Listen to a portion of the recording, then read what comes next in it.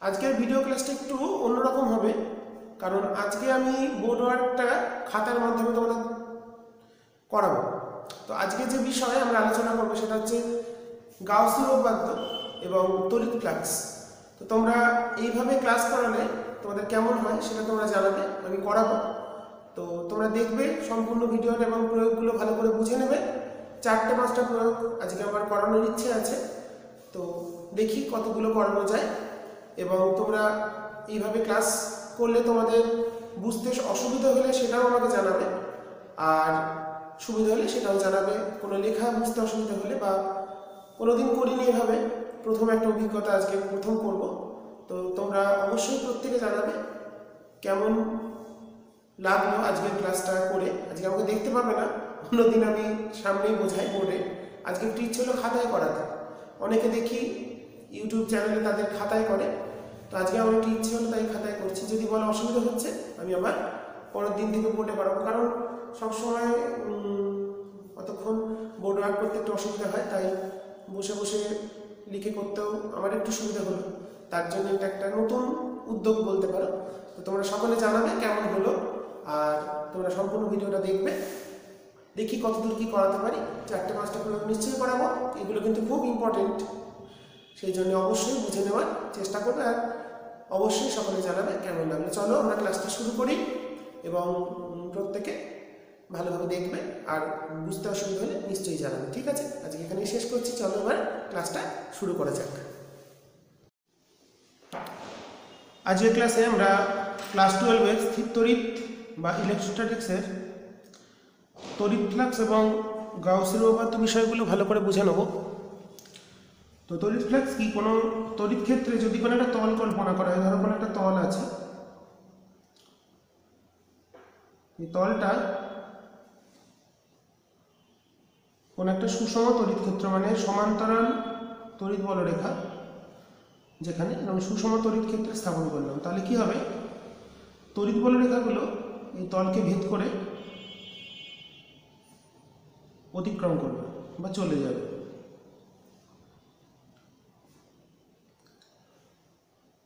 তো এটা হচ্ছে সুষম তড়িৎ ক্ষেত্র। তো এবার যেটা বিষয়, এই তো তড়িৎ বলরেখাগুলো তো অতিক্রম করছে। তো এবার তড়িৎ ফ্লাক্স হলো এই যে তল কল্পনা করেছি, এই তলের যদি ছোট্ট একটা ক্ষুদ্র অংশ কল্পনা করি, ক্ষেত্র ভেক্টর ডিএস, এর লম্ব দিক কোনটা? তলের লম্ব দিক বা ক্ষেত্র ভেক্টর অভিমুখ হচ্ছে তলের লম্ব বরাবর। তাহলে দেখো, তাহলে কি এন ক্যাপটা কি? ধর কোনো একটা তল কল্পনা করলে তলের যেটা লম্ব দিক হবে সেটাই হচ্ছে এন ক্যাপটাই হলো ক্ষেত্র ভেক্টরের অভিমুখ ডিএস। মানে ডিএস ভেক্টরটাকে আমরা কি করে লিখবো? ক্ষেত্রফলের মান হলো ডিএস আর অভিমুখ হচ্ছে এন ক্যাপ। ওকে, তো এই যে ক্ষেত্রফল আমরা নিলাম, সেই তলের লম্ব দিকে কতগুলো তড়িৎ বলরেখা মোট অতিক্রম করবে এই তলের ভিতর দিয়ে, সেটাই হচ্ছে এই তলের তড়িৎ ফ্লাক্স। তো এখানে দেখো বলরেখাগুলো কিন্তু লম্ব দিকে যায়নি, তার সঙ্গে একটা কোণ করে গেছে, সাপোজ এটা থিটা কোণ। তাহলে তলের লম্ব অভিমুখে এর উপাংশ হচ্ছে ই কস থিটা। তাহলে সুতরাং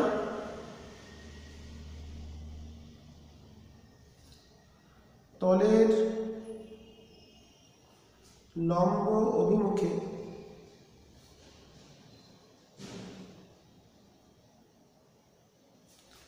প্রতি একক ক্ষেত্রফলে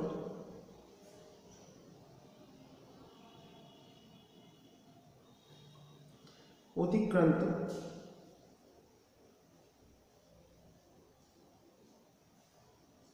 বলরেখার সংখ্যা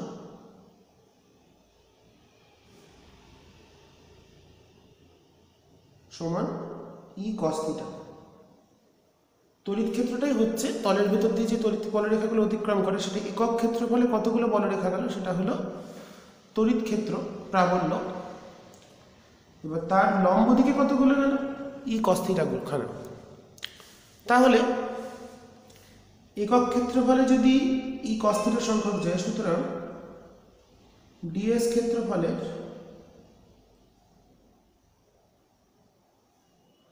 অতিক্রান্ত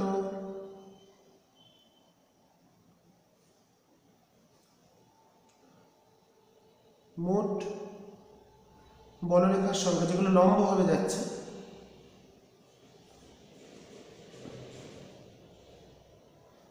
ডি ফাই, ফ্লাক্সকে আমরা ডি ফাইকে ডি লিখবো, তাহলে সেটা কথা হবে ই কস থিটা ইন্টু ডিএস।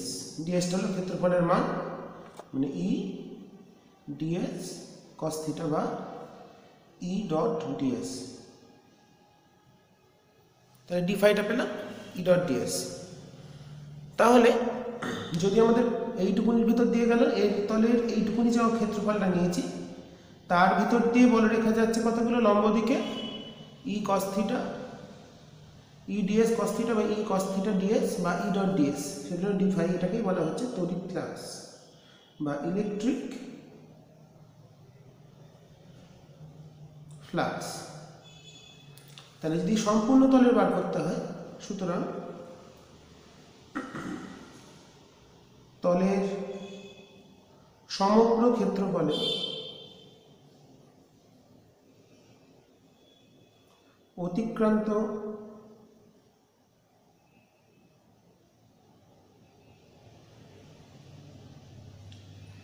অবশ্যই লম্ব হবে, ক্ষেত্রফলে লম্বভাবে অতিক্রান্ত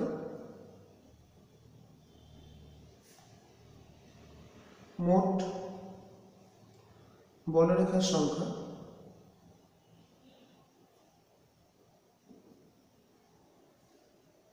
ফাই সমান সারফেস ইন্টিগ্রাল, ডবল ইন্টিগ্রেশন মানে সারফেস ইন্টিগ্রাল ই ডট ডিএস। এটাকে বলা হচ্ছে সারফেস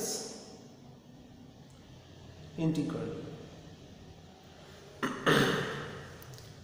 জেনারেলি আমরা ইউজ করবো ফাই সমান, এই সূত্রটা আমাদের খুব কাজে লাগবে, এটা আমাদের মনে রাখতে হবে কোনো তলের ভেতর দিয়ে।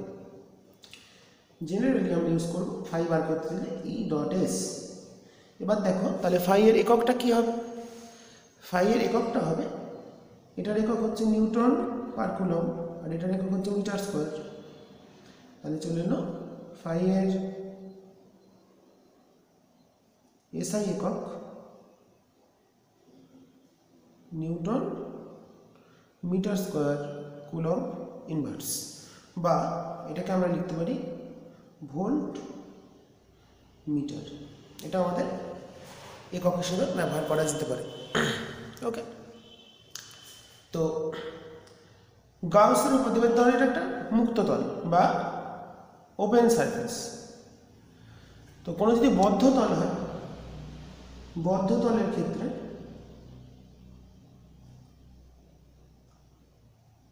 কি লিখতে পারি, বদ্ধ তল যদি হয়, ধরুন একটা বদ্ধ তল আছে, এনক্লোজ করছে 3D, এটাকে আমরা পজিটিভ চার্জ দিয়েছি, পজিটিভলি চার্জ করছি তলটাকে।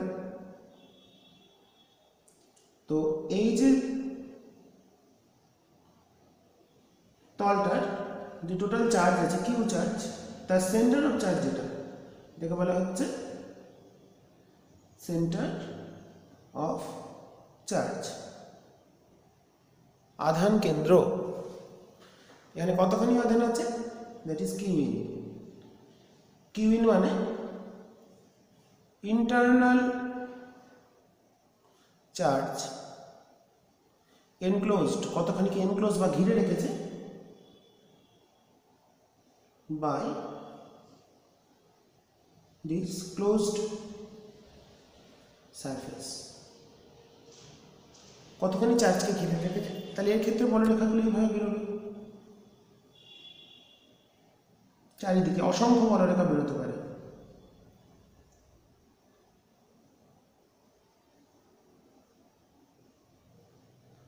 মানে একটা বিন্দু থেকে তো একটা পয়েন্ট আধান থেকে যে কোনো দিকে তড়িৎ ক্ষেত্র প্লাস থেকে আউটওয়ার্ড ডিরেকশনে।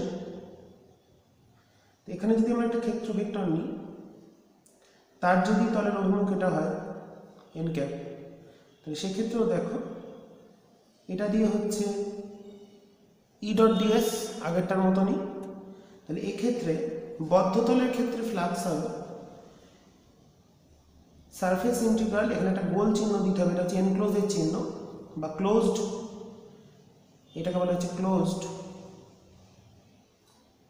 Surface integral. তাহলে হবে ই ডট ডিএস। তাহলে বদ্ধতলের ক্ষেত্রে এখানে একটা গোল চিহ্ন দেবো, আর যদি মুক্ত তল হয় তাহলে সেখানে কোনো গোল চিহ্ন দিতে হবে না। ঠিক আছে, ব্যাপারটা বোঝা গেল। এইভাবে আমরা বিষয়টা দেখে নিলাম। তাহলে বদ্ধতলের ফ্লাক্স বেরোলো, বদ্ধতলের মধ্যে দিয়ে অতিক্রান্ত তড়িৎ ফ্লাক্স, যেটা লম্বভাবে যাবে সেটাকেই, যতগুলো বলরেখা তলের ভিতর দিয়ে লম্বভাবে অতিক্রম করে তাকেই বলা হচ্ছে তড়িৎ ফ্লাক্স। ফাই তাহলে বেরোলো closed surface integral of E dot DS, বা এটাকে আমরা এভাবেও লিখতে পারি, একটা ইন্টিগ্রেশন একটা দেবো, গোল দেবো, এখানে একটা এস লিখে দেবো, ই ডট ডিএস। ঠিক আছে, এটা ভেবেও আমরা লিখতে পারি। তো তাই যদি হয়, এরপর চলে আসছে গাউসের উপপাদ্য।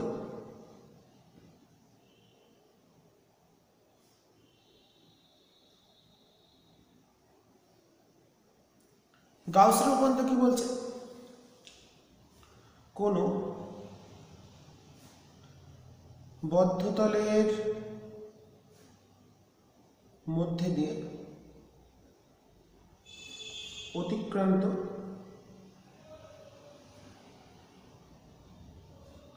তড়িৎ flux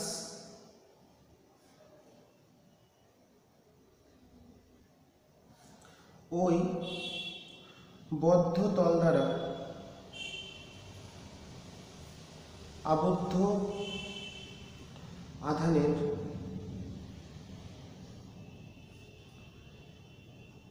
one by epsilon zero, মানে শূন্য মাধ্যমে তড়িৎভেদ্যতা গুণ। তাহলে কোনো বদ্ধতলের মধ্যে দিয়ে অতিক্রান্ত তড়িৎ ফ্লাক্স ওই বদ্ধতল দ্বারা আবদ্ধ আধানের ওয়ান বাই এপসাইলন জিরো গুণ। তার মানে অর্থে ফাই যেটা হয়, কোনো for closed enclose surface, that is surface integral, closed surface integral of E dot ds equals to internal charge enclosed by this object by epsilon 0। এটাই হচ্ছে গাউসের উপপাদ্য। তো এটা প্রমাণ করতে গেলে আমাদের ঘনকোণের ধারণা আসতে হবে। তো আমরা জানি সমতলিক কোণ বলতে যেটা বুঝি, দেখো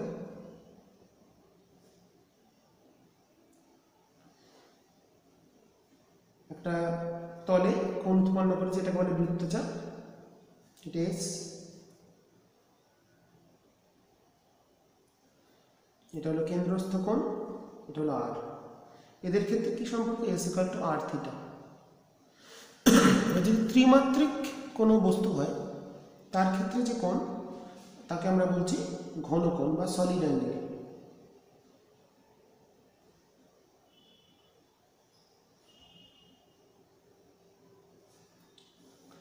সলিড অ্যাঙ্গেল কি? ধরো কোনো যদি সারফেস হয়, সারফেসের সেন্টারে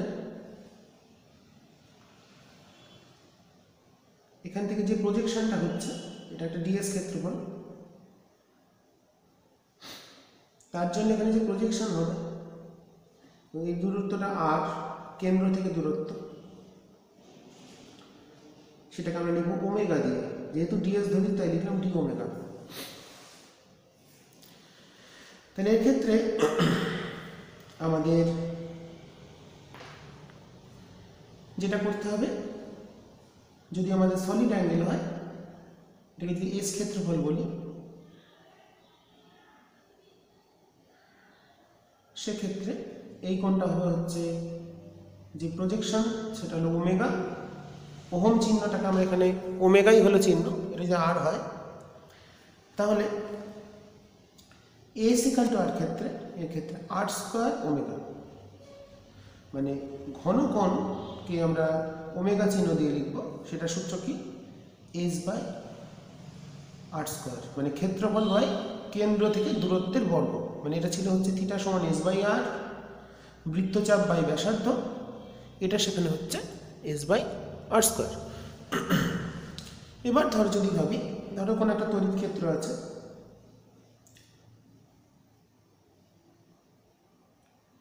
এখানে একটা তল কল্পনা করেছি,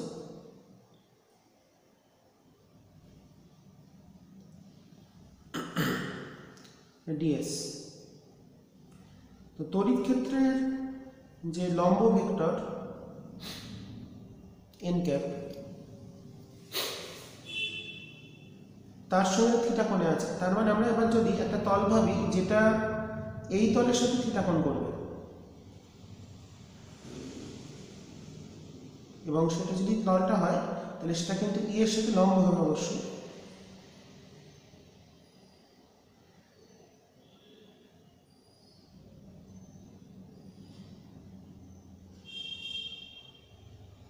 বোঝা গেল? এই যে তলটা আমরা আঁকলাম সেটা কিন্তু এই যে তল, মানে ভেতরের যে তলটা তার সঙ্গে থিটা কোণে আছে, মানে এই কোণটা, মানে এই যে অক্ষ, মানে এটার যে অক্ষ সেটা কিন্তু থিটা কোণে আছে, এই অ্যাঙ্গেলটা থিটা। তাহলে এটা যদি এস হয় তাহলে এই তলটার ক্ষেত্রফল তাহলে হবে ডিএস কস থিটা। তাহলে এই ক্ষেত্রে যে ঘনকোণটা হবে ডি ওমেগা, ডি ওমেগা, তাহলে এর ক্ষেত্রে হবে ডিএস, লম্বভাবে বলেছি তাহলে DS cos theta by R square. তো DS cos theta by R square. তো এবার যদি কোনো একটা বদ্ধতল কল্পনা করি, যেটাকে আমরা চার্জ দিয়েছি, এটা সেন্টার, এই সেন্টারটা, তো তার ক্ষেত্রে এটা কেমন হচ্ছে, এই হলো ডিএস, এদিকে তড়িৎ ক্ষেত্র, তাহলে এখানে আমাদের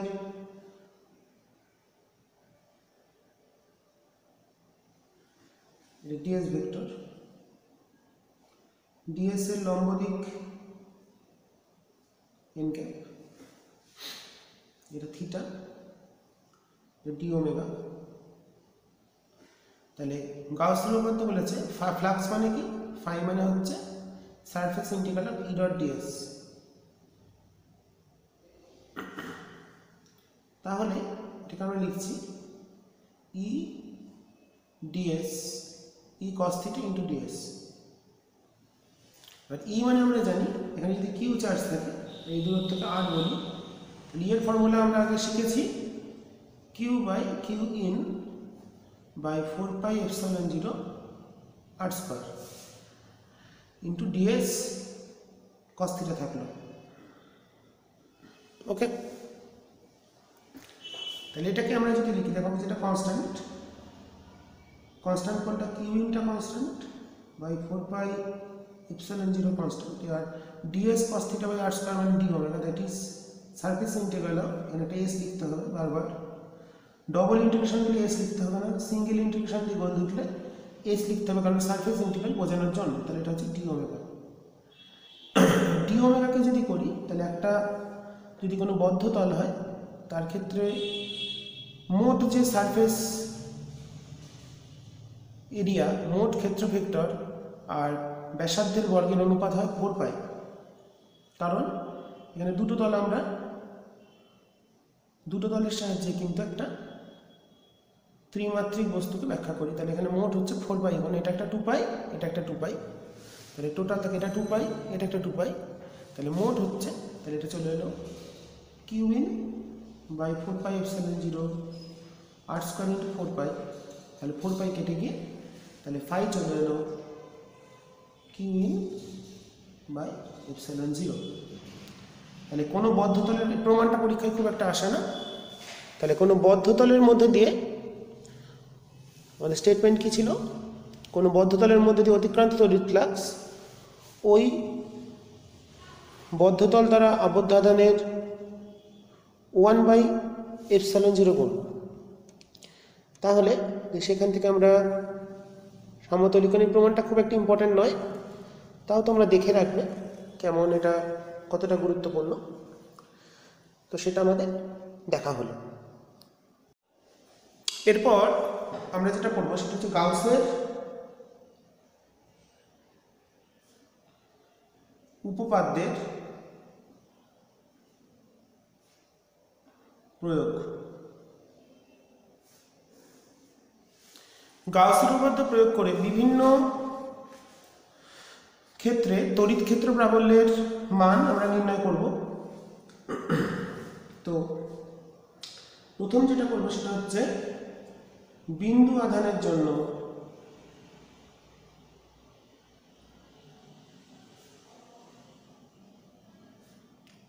কোনো বিন্দুতে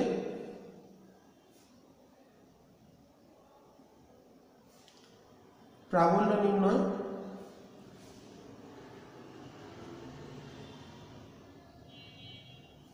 এবং কুলম্বের সূত্র প্রতিষ্ঠা, মানে গাউসের সূত্র থেকে কিভাবে কুলম্বের সূত্র প্রতিষ্ঠা করা যায় সেটা দেখে নেব। তো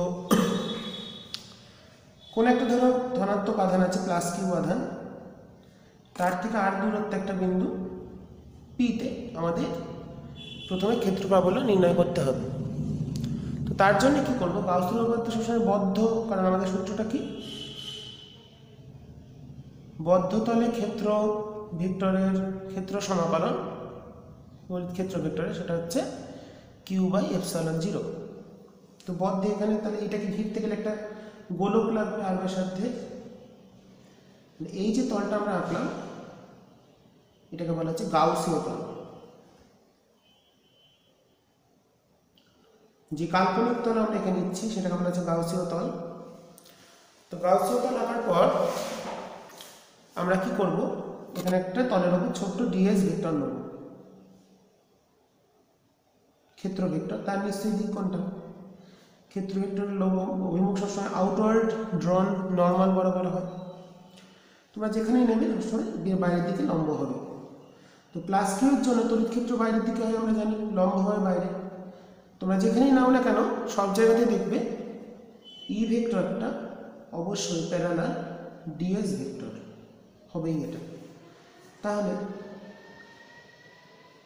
closed surface integral of E dot DS এটা আমাদের চলে আসছে close surface integral of E DS, কারণ থিটাটা angle between direction of E vector and DS vector must be 0, parallel মানে 0 ডিগ্রি, তাহলে ইডিএস। তাহলে আমাদের চলে এলো যেটা, অতএব surface integral of E dot DS সমান এটা কতখানি আধানকে ঘিরেছে, কিউ আধান বাই ε0।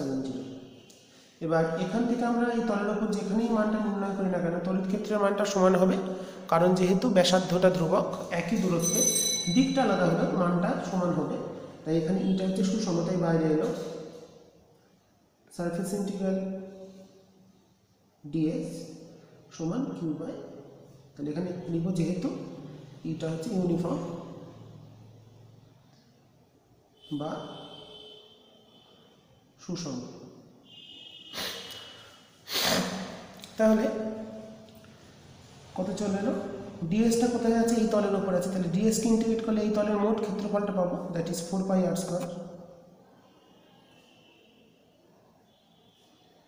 q/ε0। ই চলে এলো কত, দেখো আমরা এটা আগেও শিখেছি 4πr²। ডিরেকশনটা কোন দিকে, এখানে একটা ভেক্টর সাইন দিয়ে দিলাম এনকে। তাহলে এটা বিন্দু আধানের জন্য কোনো বিন্দুতে তড়িৎ ক্ষেত্র প্রাবল্যের মানটা বেরিয়ে গেল। এবার যদি বলি কুলম্বের সূত্র, যদি মনে করি এখন পি বিন্দুতে একটি কিউ ড্যাশ আধান স্থাপন করলে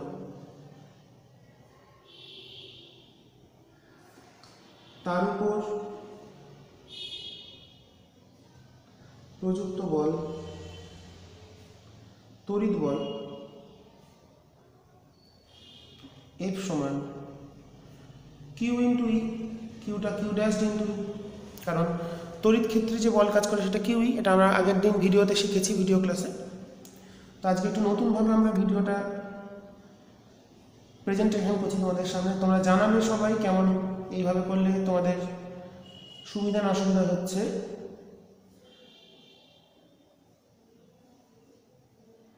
আমি ভিডিওর শুরু করার প্রথমেই বলেছিলাম আমরা আজকে একটু অন্যভাবে ক্লাসটা করব।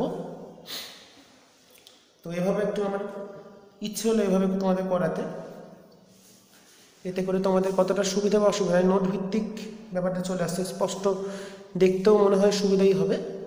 হয়তো আমাকে দেখতে পাচ্ছ না, কিন্তু লেখাটা দেখতে পাচ্ছ, অন্যগুলোতে আমাকে দেখতে পাওয়া যায়। তাহলে প্রথম সূত্র পেলাম, তাহলে এটাই পেয়ে গেলাম। তাহলে এইভাবে যদি বলি, এটা 2 নম্বরের প্রশ্ন, এটাই হচ্ছে কুলম্বের সূত্র।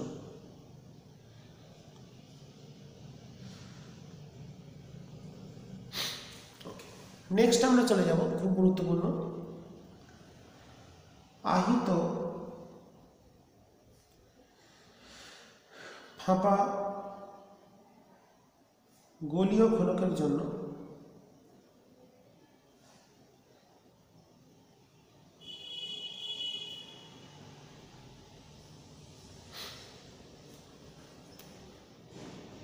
প্রাবল্য নির্ণয়। এটা খুব ইম্পর্টেন্ট। হলো স্ফেরিক্যাল সেল,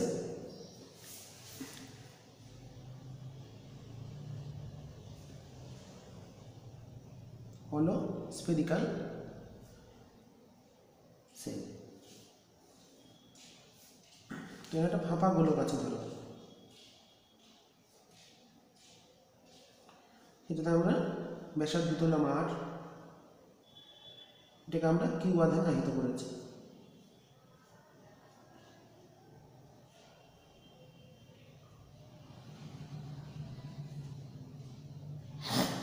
তো কিউ আধান আহিত করলে এর জন্য আমরা 3টা অবস্থানে বার করব। একটা হচ্ছে গোলকের বাইরে কোন একটা বিন্দুতে, গোলকের পৃষ্ঠে, গোলকের ভেতরে, 3টা অবস্থানে প্রাবল্যের মান নির্ণয় করব। তো প্রথমে বাইরে বলি, ধরো এখানে একটা কেন্দ্র থেকে, সবসময় কেন্দ্র থেকে দূরত্ব, কেন্দ্র থেকে আর দূরত্বে একটা বিন্দু নেওয়া হলো পি, সেখানে প্রাবল্য নির্ণয় করবো। তাহলে কী করতে হবে, এটাকে ঘিরতে গেলে তলটা কেমন হবে, গাউসীয় তলটা, পুরোটা আঁকতে পারছি না কারণ এদিকে জায়গা নেই, এটা অবশ্যই গোলক হবে, একটা পার্ট দেখাচ্ছে,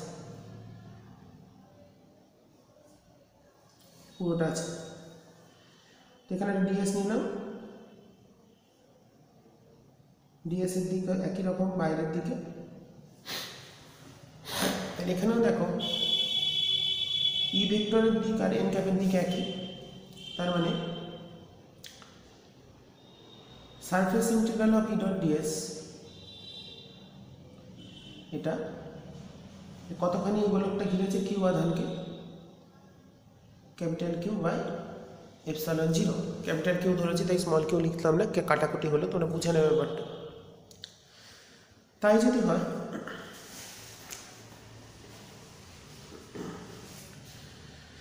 তাহলে এটা কত চলে আসছে, সারফেস ইন্টিগ্রাল অফ ইডিএস, কারণ থিটাটা 0 ডিগ্রি,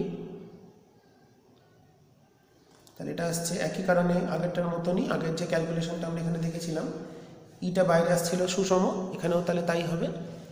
তাহলে ইন্টু 4 পাই, এইটার গাউসীয় তলের ক্ষেত্রফল কত, পুরো ক্ষেত্রফল 4 pi R square into Q by epsilon 0। তাহলে ফাঁপা গোলকের বাইরে, এটা প্রথমটা হচ্ছে 1 নম্বর, আর ফার্স্ট কেস যখন আরটা গ্রেটার দ্যান আর, বাইরে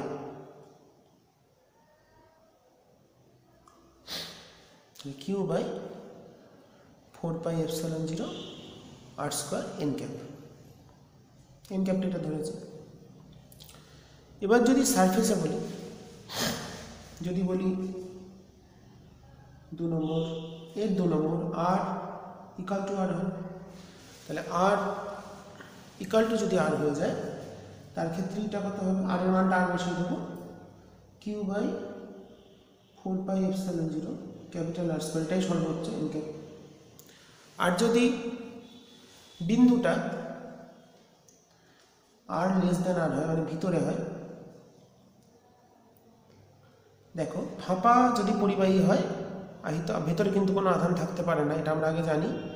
তার মানে এক্ষেত্রে কিউ ইনটা কিন্তু জিরো, কিউটা জিরো, অতএব ভিতরে ক্ষেত্র প্রাবল্যের মান শূন্য হবে।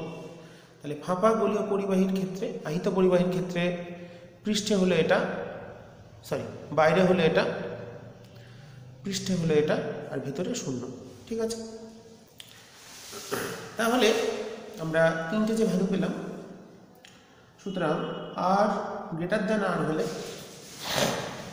আমরা আর গ্রেটার দ্যান আর হলে পেয়ে গেছি ই সমান কিউ বাই 4πε0 আর স্কোয়ার, এবং এর ডিরেকশনটা পেয়েছি এন ক্যাপ। অতএব আর ইকুয়ালস টু আর হলে, মানে পৃষ্ঠে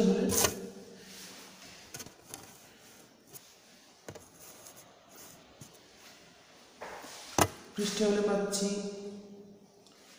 Q by 4πε0 capital R square, আর আর লেস দেন আর হলে এটা পাচ্ছি মড অফ দিস, কারণ ভেক্টর দিলে ভেক্টর লিখতে 0। অর্থাৎ যদি আমরা গ্রাফিক্যালি বিষয়টাকে ভাবি, এদিকে যদি কেন্দ্র থেকে দূরত্ব দিয়ে কেন্দ্র, এটা আর ইকুয়ালস টু আর পৃষ্ঠ, তাহলে পেলাম কি ভেতরে ফিল্ড নেই, পৃষ্ঠে সর্বোচ্চ, পৃষ্ঠে সর্বোচ্চ কত কিউ বাই 4πε0 আর স্কোয়ার, এবং তারপর এটা 1/r স্কোয়ারের সঙ্গে ভেরি করে যাচ্ছে। এটা আর গ্রেটার দেন আর, এটা আর লেস দেন আর, এটা আর ইকুয়ালস টু আর, এখানে ম্যাক্সিমাম পৃষ্ঠে, তারপরে ই প্রপোর্শনাল টু 1/r স্কোয়ারের সঙ্গে এটা কমতে থাকছে। ঠিক আছে, নেক্সট আমরা অ্যাপ্লিকেশনে যাব। এটাই যদি নিরেট গোলক হতো, এটা তোমাদের বইতে পাবে না, শিখিয়ে দিচ্ছি। দেখো নিরেট গোলকের ক্ষেত্রে এই পয়েন্টটা যখন ভাববো, সে কি দেখবে এখানে কতটা চার্জ আছে, এটা নিরেট না ফাঁপা বুঝবে না, আবার সারফেসেও তাই, পৃষ্ঠ বাইরেও যা সারফেস। তার মানে নিরেট গোলকের ক্ষেত্রে বাইরে ফাঁপা গোলকের অনুরূপ, ফাঁপা গোলীয় গোলকের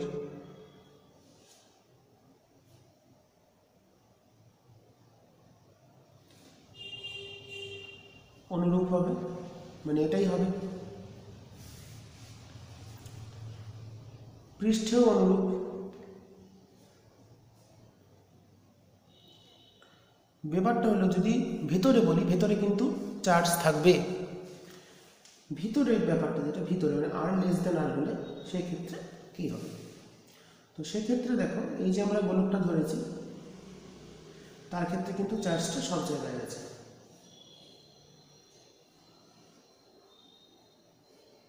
তো পয়েন্টটা যদি এখানে, তাহলে এই চার্জগুলো এখানেও আছে, কারণ ভেতরে তো উপাদান আছে, উপাদান থাকলে চার্জ থাকবে। তো এখানে নিলে, এখানে আমাদের গাউসীয় তলটা নিলাম, এটা বলেছে আর, এটা স্মল আর বলেছে, ভিতরে যদি হয় পয়েন্ট অফ ভিউ পয়েন্ট, তাহলে আর ব্যাসার্ধের গাউসীয় তল দ্বারা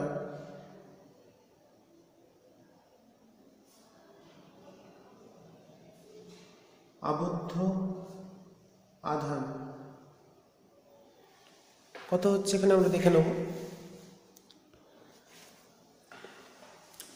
দেখো টোটাল চার্জটা ধরেছে কিউ, ভিতরে এই ধরলাম এইটুকুনির মধ্যে কতটা আধান আছে, এইটুকুনি আধান ধরলাম কিউ ড্যাশ, সেটা কত মোট আধান কিউ, তাহলে একক আয়তনে কত আছে, যেহেতু এটা ত্রিমাত্রিক নিরেট গোলক, তাহলে একক আয়তনে হবে হচ্ছে Q by 4/3 pi R cube. তাহলে এইটুকুনির আয়তন কত, গুণ করে দিলাম 4/3 pi small R cube, that is Q R cube by capital R cube. তাহলে এটা হচ্ছে গাউসীয় তল কতখানি আধান, কিউ ইন যেটা লিখছি সূত্রে, এই যখন আমরা লিখছি surface integral of E dot DS equals to Q in by epsilon zero, এই কিউ ইনটা কিন্তু গাউসীয় তল দ্বারা আবদ্ধ আধান। গাউসীয় তল কতখানি আধানকে আবদ্ধ করেছে বা ঘিরে রেখেছে তার মানটা হচ্ছে কিউ ইন। তাহলে এদিকটা চলে এলো কত, একইভাবে ই ইন্টু 4 পাই আর স্কোয়ার, আগেরগুলোর মতন কিউ ইনটা কত এসছে Q R cube by R cube. এইটা চলে এলো কত কিউ আর বাই, এটা এপসাইলন জিরো থাকবে 4 pi epsilon zero R cube in cap. তার মানে দেখো ফাঁপা গোলকের ক্ষেত্রে ভিতরে কত হচ্ছিল, আমাদের ভ্যালুটা 0 হচ্ছিল, কিন্তু নিরেট গোলকের ক্ষেত্রে কিন্তু অতএব ই প্রপোর্শনাল টু আর। অর্থাৎ এক্ষেত্রে গ্রাফিক্যাল ব্যাপারটাকে ভাবলে দিকটা যদি আর দিই, এদিকে যদি ই দিই, এটা আর ইকুয়ালস টু আর, এটা আর লেস দেন আর, এটা আর গ্রেটার দেন আর। তাহলে কেন্দ্র থেকে পৃষ্ঠ অবধি, কারণ প্রপোর্শনাল ওয়াই সমান এম এক্স,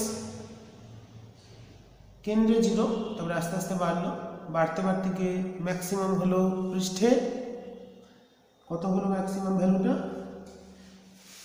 ভ্যালুটা, কত হয়েছে Q by 4 pi epsilon zero R square, তারপরে 1 বাই আর স্কোয়ারের সঙ্গে হল করে যাচ্ছে।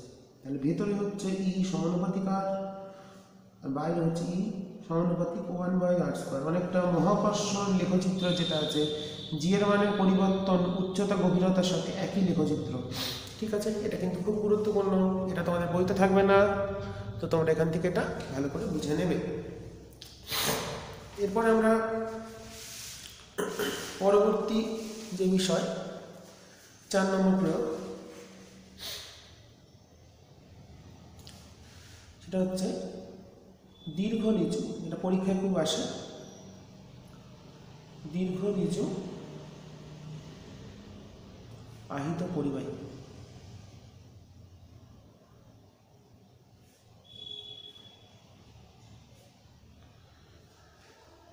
পরিবাহীর জন্য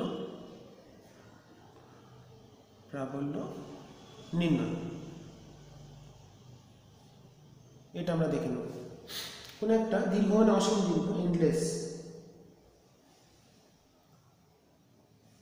এবার একটা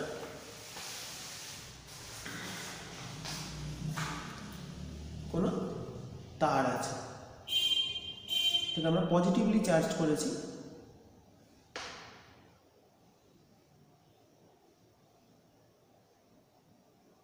বলে দেওয়া আছে তারের আধানের রৈখিক ঘনত্ব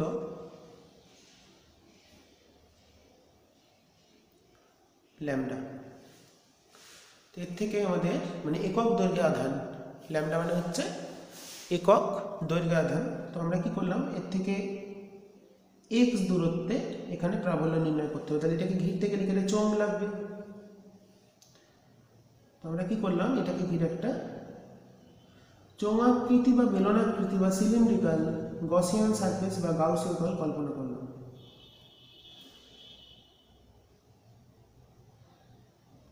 যেহেতু ইনফাইনাইট লেন্থ, তাই একটা ফাইনাইট লেন্থ কল্পনা করতে হবে, বললাম এইটুকুনি এল। তাহলে এল দৈর্ঘ্যের গাউসীয় তলে আবদ্ধ আধান কিউ ইন, তাহলে কত হবে, একক দৈর্ঘ্য আধান ল্যামডা, তাহলে এল দৈর্ঘ্য হবে ল্যামডা এল। ঠিক আছে, তাহলে একক দৈর্ঘ্য আধানটা হলো ল্যামডা, তাহলে এল দৈর্ঘ্য আধানের মানটা হবে ল্যামডা এল। এটাকে আমরা পজিটিভলি চার্জ করেছি, এভাবে আছে। তো এবার এখানে দেখো তিনটে তল, এটা একটা ডিএস নিতে পারি, এখানে একটা ডিএস নিতে পারি, আবার এখানেও একটা ডিএস নিতে পারি। এটার নাম দিলাম DS1, এটার নাম দিলাম DS2। এর দিকটা কোন দিকে হবে? n ক্যাপ, এদিকে n2 ক্যাপ। এটার ক্ষেত্রফল হচ্ছে n1 ক্যাপ, এটা হলো DS3 হচ্ছে n3 ক্যাপ। তাহলে এখানে আমরা লিখতে পাচ্ছি, দেখো, surface integral of E dot ds, একটা বদ্ধ তল কতগুলো মুক্ত তলের সমষ্টি। এখানে কটা মুক্ত তল আছে? একটা, দুটো, আর এই বক্রতলটা পার্শ্বতল। তাহলে এটাকে লিখতে পাচ্ছি surface integral E dot ds1 plus E dot ds2 surface integral E dot ds3, তিনটে যোগফল আকারে আমরা লিখতে পারি। তাহলে এটাকে তো আমরা তিনটে মুক্ত তলে লিখতে পারি, ডবল ইন্টিগ্রেশন দেবো কিংবা এস লিখে দেবো বলেছি। এবার দেখো, প্লাস যেহেতু, তাহলে প্লাস থেকে তড়িৎ ক্ষেত্র সবসময় লম্বভাবে বাইরের দিকে বেরোয়, এদিকেও বেরোচ্ছে, এদিকে বেরোচ্ছে, এই বাইরে ওই দিকে। তার মানে যদি ভাবি, তাহলে তড়িৎ ক্ষেত্রটা কিন্তু এই তলের কে ছেদ করলে এই তলগুলোকে ছেদ করছে না, কারণ এই তলগুলো তো এইভাবে আছে, তো বলরেখাগুলো তো এইভাবে চলে যাচ্ছে, তাই না? জিনিসগুলো এরমভাবে গেলে তার মানে এইভাবে চলে যাচ্ছে, তার মানে সেরমভাবে ভাবতে গেলে এই এন ক্যাপের সঙ্গে এটা কিন্তু 90 ডিগ্রি, এটাও 90, এবার এটার সঙ্গে কিন্তু 90। তার মানে আমাদের ছবি অনুসারে যেটা E vector parallel DS1, E vector perpendicular DS2, DS2 দিকে এটা, আবার ই ভেক্টর পারপেন্ডিকুলার DS3, মানে এটা। তাহলে এখানে দেখো, যদি আমরা এটা হিসাব করি, ওকে, সারফেস ইন্টিগ্রাল আমি এবার এরকমভাবে লিখলাম, লিখলেই হলো এরকম close surface integration E dot ds, এখানে এস লিখলাম না, দুটো দিয়েছি বলে। সেটা কিন্তু শুধুমাত্র এই দুটো থাকবে না, কারণ এটাও জিরো, এটাও জিরো, কারণ cos 90 জিরো, এই দুটোর জন্য থিটা, এটা থিটা 90 ডিগ্রি, এটাও থিটা 90 ডিগ্রি, এটা শুধু 0 ডিগ্রি, কারণ সমান্তরাল। তাহলে আলটিমেটলি থাকলো কোনটা? শুধুমাত্র পার্শ্বতলটা থাকলো surface integral E dot ds1। তাহলে সমান কি? কিউ বাই এপসাইলন জিরো, কিউটা কত? Lambda L by epsilon zero. এটা কত চলে এলো? ই ইন্টু ds1টা হচ্ছে 0 ডিগ্রি, তাহলে ই ds, ইটা বাইরে এলো, ds1 থাকলো lambda L by epsilon zero. তাহলে ই ইন্টু ডিএসটা মানে পার্শ্বতল, তাহলে এই পার্শ্বতলের ক্ষেত্রে কত হয়? 2 পাই xl সমান lambda L by epsilon zero. তাহলে ইটা চলে এলো lambda by 2 pi epsilon zero X. এটা কোন দিকে? n1 ক্যাপের দিকে। এটা মাথায় ভেক্টর চিহ্ন দিলাম। তো এটা দীর্ঘ রিজু, পরিবাহীর জন্য আমাদের ক্ষেত্র প্রাবল্যের মান, তো আমরা এই প্রয়োগটাও দেখে নিলাম, যেটা খুবই গুরুত্বপূর্ণ। এবং আজকের ক্লাস এখানেই শেষ করছি। তো তোমরা ভালো করে দেখো এবং জানাও এভাবে যদি আমি ক্লাসগুলো করি তোমাদের কতটা সুবিধা বা অসুবিধা হচ্ছে সেটা জানাবে। আজকে এখানেই আলোচনা শেষ করলাম।